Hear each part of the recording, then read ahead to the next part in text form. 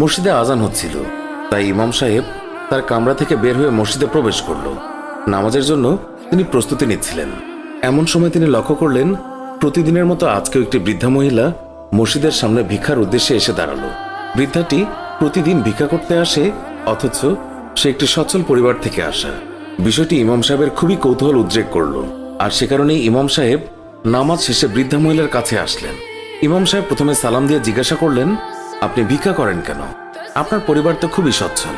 মহিলা বললেন, হুজুর, আপনি তো জানেন বেশ কয়েক মাস হলো আমার স্বামী মারা গেছেন, আর এখানে আমি একা। বৃদ্ধা মহিলার একটি ছেলে ছিল, সে বিদেশে একটা ভালো চাকরিও করে।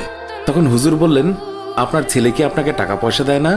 মহিলা বললেন, সে আমাকে কয়েক মাস আগে টাকা পাঠিয়েছিল, কিন্তু এখন আর কোনো টাকা পয়সা পাঠায় না, শুধুই কিছু রঙিন কাগজের ছবি পাঠায়, আর আমি এইগুলো খুব যত্ন করে রাখি।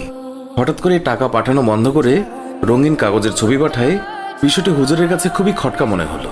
তাই তিনি বৃদ্ধাকে বললেন, আপনি যদি কিছু না মনে করেন তাহলে আমি আপনার সাথে আপনার বাসায় যে রঙিন কাগজের ছবিগুলো দেখতে চাই, আর বুঝতে চাই কেন আপনার ছেলে টাকা পাঠানো বন্ধ করে এইসব পাঠাচ্ছে। বৃদ্ধা মহিলা তখন হুজুরকে বাসায় নিয়ে গেলেন আর রঙিন কাগজের ছবিগুলো দেখালেন। হুজুর এগুলো দেখে তো অবাক, কারণ এগুলো হলো ডলার।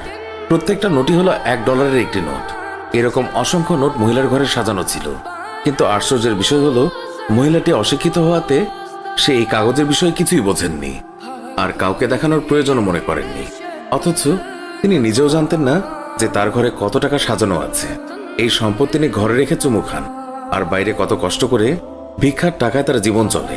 এই গল্পটি দ্বারা বোঝানো হয়েছে আমরাও আমাদের ঘরে পবিত্র কোরআন শরীফ সাজিয়ে রেখে দিই, কত চুমু খাই, অথচ এটি যে কত মহামূল্যবান তা আমরা বোঝার চেষ্টাও করি না। আমরা এই অজ্ঞ বৃদ্ধা মহিলার নাই মহামূল্যবান গ্রন্থ কাছে রেখেও তার কদর খুঁজছি না। আমরা যা চাই, সুখ, শান্তি, আরাম, আয়েশ, বিলাসিতা, সবকিছুই তো এই কোরআনের অন্তর্ভুক্ত। যেখানে খোঁজার সেখানে না খুঁজে অন্যত্রে খুঁজে লাভ আছে? পবিত্র কোরআনের হক হচ্ছে এটা পড়া, এটার অর্থ বোঝা এবং মানে খোঁজা। এটাকে ঘরের শেলফে সাজিয়ে না রেখে এটাকে পড়া।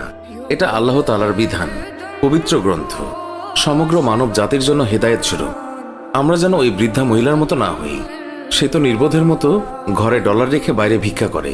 সে কি জানতো এটা কত মূল্যবান অর্থ? আমরা তো ওনার থেকেও শিক্ষা নিতে পারি। কেন আমরা পবিত্র কোরআন ঘরে সাজিয়ে রাখবো? এটার কি কোনো হক নেই? আছে, যা আমাদের বোঝা উচিত। আশা করি আল্লাহ তাআলা যেন আমাদেরকে এইসব বোঝার তৌফিক দেন।